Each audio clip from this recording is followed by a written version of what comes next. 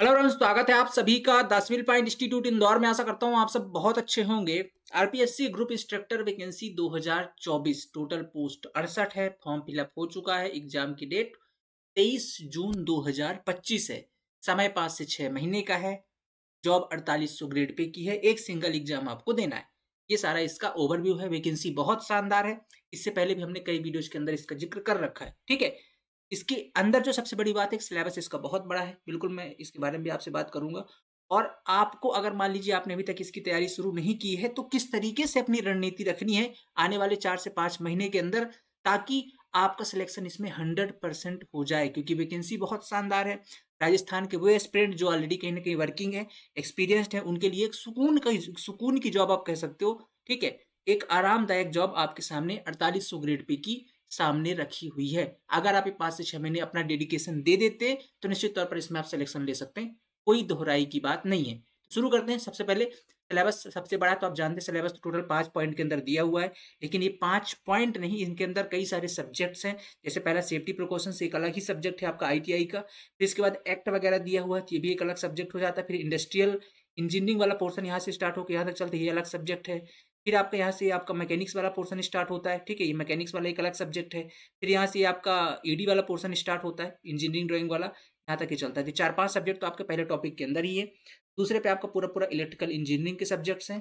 तीसरे पॉइंट की बात करो तो पूरा पूरा आपका डेडिकेटेड है सिविल इंजीनियरिंग को भी। सिविल इंजीनियरिंग के कई सारे सब्जेक्ट है इसके अंदर। ठीक है। जैसे पहले तो building material mostly syllabus cover करता है, फिर वाटर डिमांड का है, कुछ इरीगेशन का टॉपिक है। ठीक है, ऐसे अलग अलग सब्जेक्ट्स हैं हर टॉपिक सिविल इंजीनियरिंग वाले पोर्शन के अंदर। फोर्थ पॉइंट आपका डेडिकेटेड है मैकेनिकल इंजीनियरिंग को लेकर के। ठीक है, पर मैकेनिकल इंजीनियरिंग के अंदर भी बहुत सारे सब्जेक्ट है। जैसे ऑटोमोबाइल वाला पोर्शन है, अगर इसके अपन आईटीआई वाले बेस पे देखते हैं। ठीक है, तो ऑटोमोबाइल का है। दूसरा आपका इसमें आरएसी भी है। ठीक है, आईसी इंजन है। ठीक है, आईसी इंजन है। ठीक है, तो ऐसे करके इसमें और अलग अलग सब्जेक्ट है। कुछ सोम का पोर्शन स्टार्टिंग वाले, सोम स्ट्रेंथ ऑफ मटेरियल वाला पोर्शन है। 4-5 सब्जेक्ट इसके अंदर है। फिफ्थ, ठीक है, सॉरी, ये वाले पोर्शन के अंदर। इसके बाद अगर लास्ट टॉपिक पे चलेंगे अपन, तो लास्ट टॉपिक हमारा 5वां नंबर है, जो कि है आपका इलेक्ट्रॉनिक इंजीनियरिंग वाला पोर्शन। ठीक है, इलेक्ट्रॉनिक वाला पोर्शन है और साथ में इसमें कंप्यूटर का पोर्शन, या अपन सीएस बोल सकते हैं, नॉर्मल इसे कंप्यूटर भी बोल सकते हैं। तो ये वाला जो पोर्शन स्टार्ट होता है ये कंप्यूटर का है। ये वाला आपका डिजिटल इलेक्ट्रॉनिक का पार्ट है। वैसे ये भी डिजिटल इलेक्ट्रॉनिक के अंदर ही आता है, बट मेनली इसको अपन कंप्यूटर के अंदर पढ़ते हैं। तो अगर आप देखेंगे टोटल 10 से 12-15 सब्जेक्ट हैं इसके अंदर। ठीक है, जो आपको ओवरऑल इस सब्जेक्ट के अंदर, इस सिलेबस के अंदर पढ़ने हैं। एग्जाम पैटर्न की बात करूँ, एग्जाम पैटर्न आपका 150 क्वेश्चन आने हैं। पेपर 2.5 घंटे का होगा। एक नंबर एक क्वेश्चन का, -3 की 0.33 की माइनस निगेटिव मार्किंग है। ठीक है, तो ये तो इसका कंप्लीट ओवरव्यू है। अब इतना बड़ा सिलेबस है, आपको किस तरीके से तैयारी करनी है, एक इफेक्टिव स्टडी क्या होनी चाहिए आपकी ये 5 से 6 महीने के अंदर, कि आपका सिलेक्शन 100% हो जाए। तो मैं अपने एक्सपीरियंस के तौर पर, ऐसे हमने 4 से 5 बैच पढ़ा चुके हैं, बहुत सारे बच्चे सिलेक्टेड हैं ऐसे जनरल इंजीनियरिंग के सिलेबस पे। तो मैं आपको एक शानदार स्ट्रेटजी बताता हूँ, ऐसे कुछ 4 से 5 पॉइंट बताता हूँ। अगर आप जिसको फॉलो करेंगे तो 110% आपका सिलेक्शन हो जाएगा। आप इन बातों को जरूर ध्यान रखिएगा। सबसे जो पहला पॉइंट है, इन पॉइंट्स को जरूर याद रखना है आपको। सबसे जो पहला पॉइंट है, आपको गुड स्टडी मटेरियल। जैसे आप अभी तैयारी शुरू करने जा रहे हैं, ठीक है, तो आप इसके लिए जो अपना स्टडी मटेरियल सेलेक्ट करेंगे, वो सबसे ज़्यादा इंपॉर्टेंट पॉइंट है। ठीक है, अब ये स्टडी मटेरियल आपका कई तरीके का हो सकते हैं। तो आप सेल्फ स्टडी करेंगे तो आप अलग अलग बुक्स लेकर के आएंगे। वो बुक्स इस एग्जाम के लेवल की होनी चाहिए, ना तो बहुत ज़्यादा डेप्थ में आपको पढ़ना है, ना बहुत ज़्यादा ऊपर ऊपर से पढ़ना है। जिस प्रकार से इस एग्जाम की नीड है, उस हिसाब से आपको लेकर के चलना है। तो सबसे जो मोस्ट इंपॉर्टेंट थिंग है इस एग्जाम प्रिपरेशन की या इसमें सिलेक्शन की, वो आपके पास एक अच्छा स्टडी मटेरियल होना चाहिए। ठीक है, अच्छा स्टडी मटेरियल, या तो आप सेल्फ स्टडी कर रहे हैं तो आप अच्छी अच्छी बुक रेफर कर सकते हैं। अगर मैं सेल्फ स्टडी की बात करूँ तो बुक के लिए आप निमी की वेबसाइट पे जा सकते हैं। ठीक है, जो भारत स्किल की वेबसाइट बोल सकता हूँ इसे। ठीक है, वहाँ पास आईटीआई के ही कोर्सेज चलते हैं, तो आप उनके अलग अलग बुक रेफर कर सकते हैं। लेकिन वो एक बहुत बड़ा दायरा है, इतने सारे सब्जेक्ट्स की बुक उठाना, फिर उससे सेपरेट करना कि क्या पढ़ना है क्या नहीं पढ़ना है, वो एक बहुत बड़ा टास्क हो सकता है। और मेरे हिसाब से मैं समझता हूँ कि यहाँ पास जितने एस्पिरेंट्स हो सभी के सभी जॉब वाले एस्पिरेंट हैं, तो ये आपके लिए थोड़ा सा टफ टास्क हो सकता है। अगर आप ये कर सकते हैं तो आपके लिए बढ़िया है, ये भी आप किया जा सकता है सेल्फ स्टडी। दूसरा है कि आप कोई बैच ज्वाइन कर सकते हैं, ऑनलाइन बैच ऑफलाइन बैच, जैसा आपको रेफर लगे। आप यहाँ पास कोई ऑनलाइन बैच ज्वाइन कर सकते हैं। ऑनलाइन बैच के लिए भी आपको बहुत ज़्यादा चीज़ें रिसर्च करनी, क्योंकि आज के टाइम पे बहुत सारे कोर्सेस आपके लिए देखने को मिल जाएंगे। आपको यहाँ पास बहुत सेलेक्टिव होकर के चलना है। ठीक है, किस तरीके से आपको सेलेक्ट करना है वो मैं आपको बता देता हूँ। सबसे पहली बात, जो फैकल्टीज आपको यहाँ पास पढ़ाएं वो जरूर एक्सपीरियंस्ड होने चाहिए आरपीएससी के एग्जाम के परस्पेक्टिव से। ठीक है, समझिए कि मेरी बात को, जो भी एस्पिरेंट, जो भी जहाँ पर भी आप बैच ज्वाइन कर रहे हैं, वहाँ पर आपको एक बात ज़रूर ध्यान रखनी है कि इस बैच के अंदर जहाँ भी आप ज्वाइन कर रहे हैं, वहाँ पर जो फैकल्टीज़ पढ़ा रही हैं, ठीक है? फैकल्टीज़ जो पढ़ा रही हैं, वो एक तो आपकी एक्सपीरियंस होनी चाहिए, लंबे समय से पढ़ा रही हों, और दूसरी बात है कि वो आरपीएससी एग्ज़ाम को अच्छे से समझती हों। ऐसे फैकल्टीज़ आपको सेलेक्ट करने हैं। साथ में फिर ये भी देखना है कि उनकी कंटेंट की क्वालिटी कैसी है, कंटेंट की रेगुलरिटी कैसी है, इससे पहले उन्होंने क्या कोई एग्ज़ाम का इस तरीके की एग्ज़ाम को कंप्लीट को तैयारी करवा चुके हैं, वो इंस्टीट्यूट तैयारी करवा चुका है कि नहीं, ऐसे कई सारी चीज़ों को आप ध्यान दीजिए।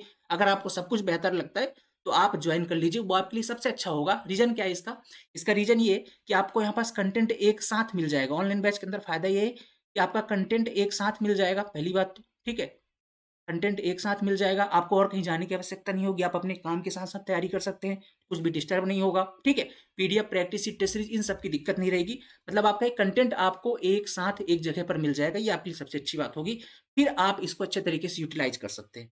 और इस बैच के लिए मैं थोड़ा-सा अगर आप चाहें ये आपकी पूरी-पूरी मर्ज़ी है, ठीक है? मैं आपको बस एक रेफ़र कर रहा हूँ कि हमारा चाणक्य बैच भी आप देख सकते हैं, ठीक है? हमारा जो चाणक्य बैच है, इसके अंदर आपकी लगभग-लगभग 10 लोगों की टीम है, जो इंडिया के बेस्ट फैकल्टीज़ हैं, अलग-अलग फ़ील्ड के, जिसमें आपके राजस्थान के भी फैकल्टीज़ हैं, जैसे आपके विमल कुमावत सर हैं, ठीक है? ये इनकी भी ऑनलाइन इंस्टीट्यूट है।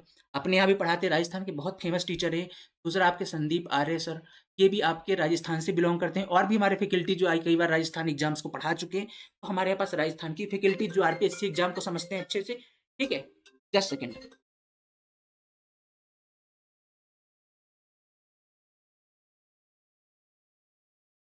ठीक है? तो आपको ऐसे फैकल्टी सेलेक्ट करने हैं जो पहले से आरपीएससी एग्जाम को समझते हैं, और हमने चाणक्य बैच के अंदर यही प्रयास किया है। एक तो हम इसके पहले भी कई बार इस बैच को पढ़ा चुके हैं, ऐसे बैचेज को, तो एक एक्सपीरियंस हमारे साथ है, कैसे टैकल करना है, कैसे बच्चों के सिलेक्शंस होते हैं, कौन सी हमारी रणनीति होनी चाहिए। और दूसरी बात, जो हमारे फैकल्टीज वो कई वर्षों से एक्सपीरियंस है पढ़ाने के लिए, और साथ ही आरपीएससी एग्जाम को, इसलिए ये बैच आपके लिए सबसे बेस्ट है। और एक लंबी टीम है, एक बड़ी टीम है, छोटे छोटे सब्जेक्ट की भी सेपरेट फैकल्टीज है। रीजन क्या है इसका? क्योंकि जब अलग अलग फैकल्टीज होती हैं, छोटे छोटे सब्जेक्ट, छोटे छोटे सेगमेंट की, तो वो आपको एक अच्छा कंटेंट दे पाती है अपने सेगमेंट में। एक ही फैकल्टी जब बहुत ज़्यादा सेगमेंट पढ़ा रही होती है, तो कहीं ना कहीं पे कंटेंट की क्वालिटी कंप्रोमाइज़ होने के चांसेस होते हैं। वही हम नहीं चाहते, इसलिए हमने एक बहुत बड़ी टीम आप लोग के लिए रखी है। लगभग 10 लोगों की टीम है, जो आप लोग को यहाँ पास डेडिकेटेड कंटेंट प्रोवाइड कर रही है। तो पहला आपका क्या स्टेप है?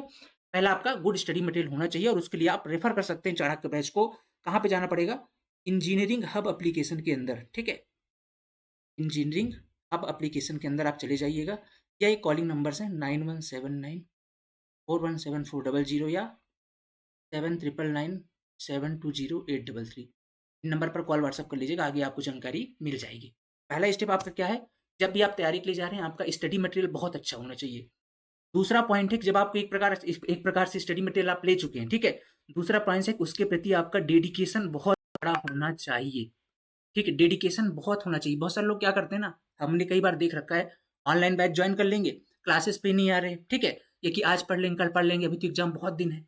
कंटेंट के प्रति आपका डेडिकेशन नहीं है, मतलब लापरवाही आपको बिल्कुल भी नहीं करनी है यहाँ पास, ठीक है? लापरवाही कंटेंट के प्रति बिल्कुल नहीं करनी है। यहाँ पास जैसे आप बैच ज्वाइन कर रहे हैं, यहाँ पास प्रॉपर आपको लाइव क्लासेस दी जा रही हैं, ठीक है? तो इन लाइव क्लासेस का सही यूटिलाइज आपको करना है, टाइम पर डेली लाइव क्लासेस अटेंड करनी है, ठीक है?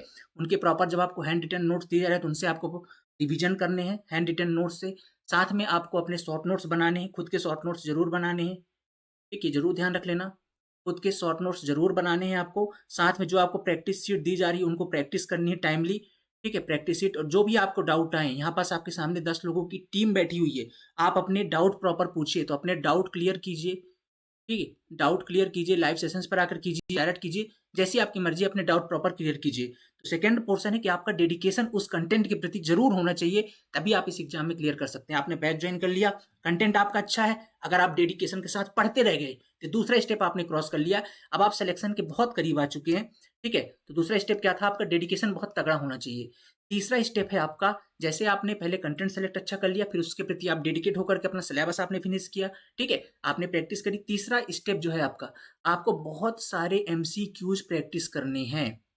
ये सबसे इंपॉर्टेंट पार्ट है इस एग्जाम का। रीजन बताऊं क्यों? रीजन इसलिए क्योंकि देखिए, आप यहाँ पास जो पढ़ रहे हैं, ये कॉन्सेप्ट की क्लास ले रहे हैं आप। हालांकि हमारे जो सारे फैकल्टीज है, उसी तरीके को आपको कवर करके दे रहे हैं कि आपके क्लासेस में बहुत सारे एमसीक्यूज हो जाएं। बट एक फिर भी अगर आइडिया दूं, तो आप पढ़ रहे हैं कॉन्सेप्चुअल चीजें, ठीक है? लेकिन जो आपका एग्जाम होना है, एग्जाम आपका किस बेस्ड पर है?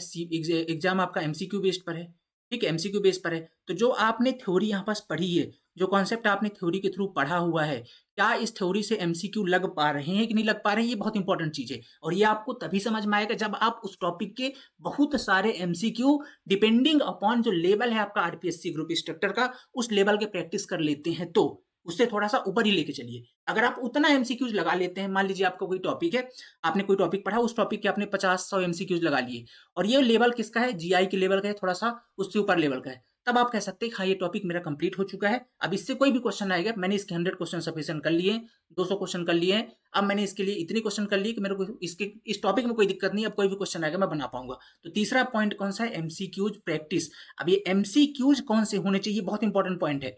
एमसीक्यूज होने चाहिए रिलेटेड टू जीआई एग्जाम, ठीक है, या उसके बोल को, अब जो कि जीआई का जो एग्जाम है आपका ग्रुप इंस्ट्रक्टर के, लास्ट टाइम 2019 में हुआ था, और पेपर उस टाइम पे थोड़ा सा सिलेबस अलग था, अब दूसरा अलग है। तो आपको इसी लेवल के एग्जाम की तैयारी करनी है। इस लेवल मतलब जीआई एग्जाम में किस लेवल के क्वेश्चन पूछे जा सकते हैं, ठीक है। तो ये हमारे जो एक्सपर्ट फैकल्टी जो आपको अलग अलग पढ़ा रहे हैं वो आपको, इसीलिए हम आपको बोल रहे हैं ना कि इस बैच के अंदर हम आपको प्रैक्टिस सीट भी सारी प्रोवाइड कर रहे हैं, ताकि आप किसी की चीजें के लिए भटकना ना पड़े। ये जो जीआई के एग्जाम के लिए जो एमसीक्यूज है ना, पहली चीज तो ये एमसीक्यूज आपके आईटीआई के जितने भी हैं, आईटीआई आप निमी वाले, भारतीय स्किल वाले जितने होते हैं आईटीआई लेवल के, तो सारे करने ही करने हैं। साथ में कोशिश करना है कि जेई लेवल के भी एमसीक्यू कर लें, क्योंकि अगर थोड़ा पेपर टफ आएगा और केवल आईटीआई लगा के आप जाइएगा तो आप यहाँ पास मार खा जाएंगे। तो कोशिश कीजिए, क्योंकि पढ़ा तो आपको जेई लेवल से सारे रहे है ना, तो आपको आईटीआई लेवल के तो सारे एमसीक्यू करने ही करने हैं, इनको तो 100% करना है, इनको तो छोड़ना ही नहीं है, तो आपसे आने ही चाहिए। इसके अतिरिक्त जेई लेवल में भी कोशिश कीजिए, यहाँ पर भी आप मैक्सिमम क्वेश्चन एटलीस्ट 70 to 80% यहाँ के भी क्वेश्चन आप सॉल्व कर पाएं, तब जाकर के आप जेई लेवल में बहुत अच्छा स्कोर कर पाएंगे और आपका सिलेक्शन 100% सिक्योर होगा, ठीक है। तो आपको एमसीक्यूज इतने प्रैक्टिस कर लेना ना कि आप पेपर में जाके आंख बंद करके भी क्वेश्चन टिक कर पाए, इतनी थ्योरी में आपकी कमांड हो जाए। तीसरा स्टेप सबसे ज्यादा इंपॉर्टेंट क्या है, एमसीक्यू प्रैक्टिस, ठीक है। पहला अच्छा स्टडी मटेरियल, दूसरा आपका पॉइंट था डेडिकेशन उस कंटेंट के प्रति कि आपने एक बार बैच ज्वाइन कर लिया तो उसको डेली लाइव क्लासेस अटेंड कीजिए, शॉर्ट नोट्स बनाइए, प्रैक्टिस सीट बनाए से प्रैक्टिस कीजिए, अपने डाउट क्लियर कीजिए। थर्ड पॉइंट पे एक बार आपने सारी चीजें कर ली, अपने खूब सारे एमसीक्यूज उसकी प्रैक्टिस कर लीजिए। फोर्थ पॉइंट है आपका जो बहुत ज्यादा इंपॉर्टेंट है, कह लीजिए कि सक्सेस का आखिरी पड़ाव है, अगर आप इसको पार कर लेते हैं मतलब 100% आपका सिलेक्शन हो जाएगा, ये है आपका रिवीजन, ठीक है। क्या है ये, रिवीजन। एक बार आपका सिलेबस फिनिश हो गया, क्योंकि पेपर आपका 6 महीने बाद है, हो सकता है सिलेबस आपका 3 महीने 3.5 महीने में खत्म हो जाएगा, ठीक है। आपने एमसीक्यू खूब सारी प्रैक्टिस कर ली, फिर आपके पास जो लास्ट के 1 से 2 महीने बचेंगे, लास्ट 1 या 2 मंथ, ठीक है, लास्ट 1 या 2 मंथ बचेंगे, ये टाइम क्या होता है, ये टाइम केवल और केवल आपको रिवीजन करना है, ठीक है, रिवीजन करना है और साथ में प्रैक्टिस करनी है। प्रैक्टिस किसके थ्रू करनी है, टेस्ट सीरीज के थ्रू, ठीक है, प्रैक्टिस करनी है टेस्ट सीरीज के थ्रू। तो जो लास्ट वाला पोर्शन रिवीजन है, रिवीजन क्यों इंपॉर्टेंट है भाई, आपने कोई कॉन्सेप्ट पढ़ लिया, उसके एमसीक्यू लगा लिए, अब पढ़ने का थोड़ा तरीका समझते हैं, कैसे पढ़ना है। जैसे मान लीजिए, समझिएगा किस तरीके से पढ़ना है, आपने मान लीजिए कोई कॉन्सेप्ट पढ़ा है, या मान लीजिए कोई थ्योरी पढ़ी है, ठीक है, उसके शॉर्ट नोट्स आई होप आपने बनाए होंगे, मैं मान के चलता हूँ बिना बनाए आप हो सकता है आप हैंड रिटन नोट्स जो मिल रहे हैं उसी की प्रिंट आउट करवा रहे हैं, शॉर्ट नोट्स बना रहे हैं, जो भी आपकी इच्छा है, आपने शॉर्ट नोट्स बना लिए, ठीक है।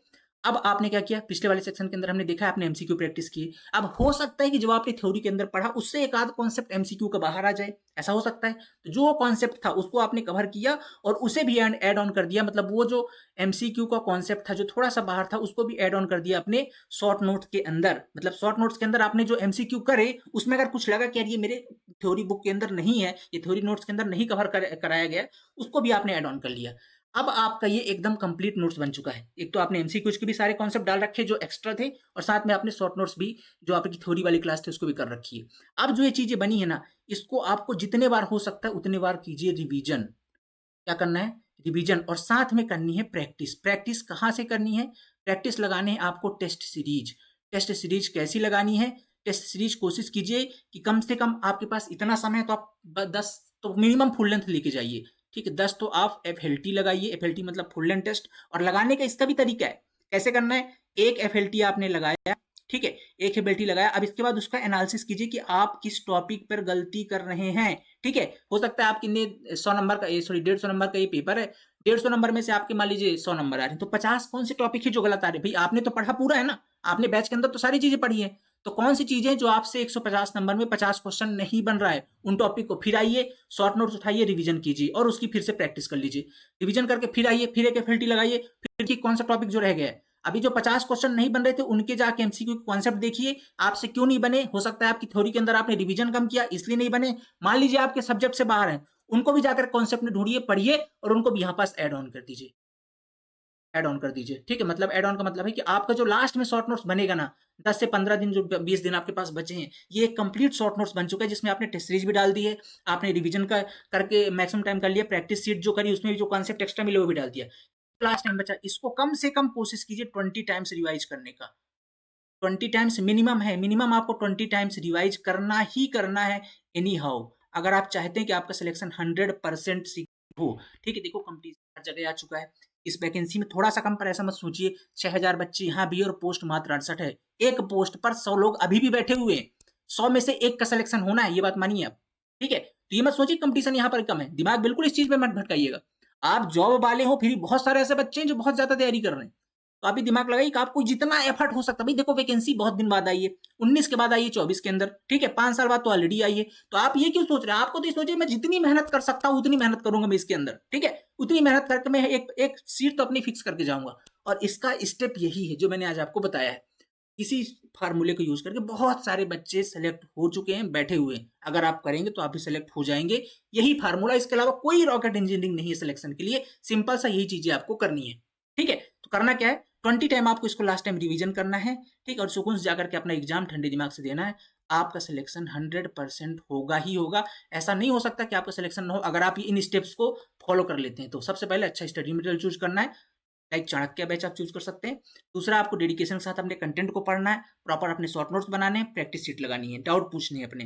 तीसरे स्टेप पर बहुत सारे एमसीक्यूज प्रैक्टिस कर लेने हैं, और चौथे स्टेप में आपको जो आपने पढ़ा है उसको प्रॉपर वे के अंदर रिवाइज करना है, और उससे जो है तो अपनी शॉर्ट नोट्स को अपडेट करना, और लास्ट टाइम भी शॉर्ट नोट्स को 20 टाइम्स रिवाइज करना है। दैट्स इट, यही स्ट्रेटजी है जिसको आपको अपनानी है, इसके अलावा और कुछ भी नहीं करना है, सिंपल। ठीक है, बाकी आशा करता हूँ आपको सारी चीज समझ में आ गई, बस इतनी बात आज आपसे करनी थी। ठीक है, और बाकी एक चीज मैं आपको बताना चाहता हूँ।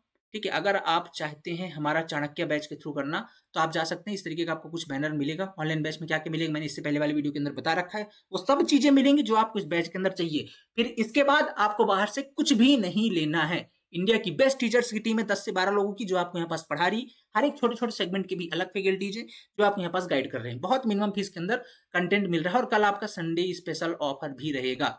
ठीक है, कल संडे स्पेशल ऑफर भी रहेगा, तो आप के अंदर इंजीनियरिंग हब एप्लीकेशन आपको डाउनलोड करना है। ठीक है, कहां पर जाना है, इंजीनियरिंग एप्लीकेशन आपको डाउनलोड करना है, वहां पर चले जाइए गूगल प्ले स्टोर पर, इंजीनियरिंग हब। ठीक है, इंजीनियरिंग हब ये ऐप है, इसको डाउनलोड कर लीजिएगा। कि कोई और आपको सवाल जवाब हो, कल इसमें संडे स्पेशल ऑफर रहेगा इस बैच के अंदर, कोई और आपके डाउट हो तो इस नंबर पर एक बार आप कॉल व्हाट्सअप कर सकते हैं। ठीक है, क्या 7999720833, इन नंबर पर आप कॉल व्हाट्सअप कर लीजिएगा, आपकी जो भी क्वेरी होगी वो सॉल्व कर देगी हमारी टीम। आशा करता हूँ आपको सारी चीज समझ में आई। कोई डाउट है आप कमेंट बॉक्स में बताइए, हम नेक्स्ट सेशन पे उसका सोल्यूशन आपके लिए जरूर लेके आएंगे। Thank you so much, have a nice day.